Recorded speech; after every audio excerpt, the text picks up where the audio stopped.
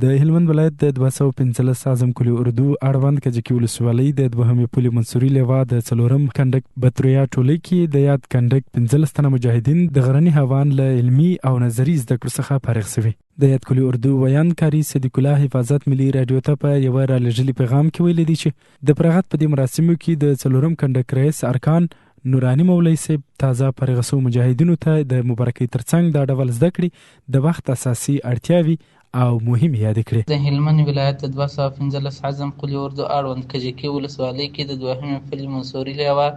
د 4م حمایه کنډک په توپچي بطریا ټولۍ کې د یاد کنډک 15 تنه مجاهدین د غرني هوان له عملي او نظري زده کړو فارغ شو. د ښاغلي حفاظت په خبره چې تازه فارغ شوو کسانو ژمنه وکړي چې د خپل دغو زده کړو څخه د هیواد او نظام په ساتنه کې پوره استفاده کوي.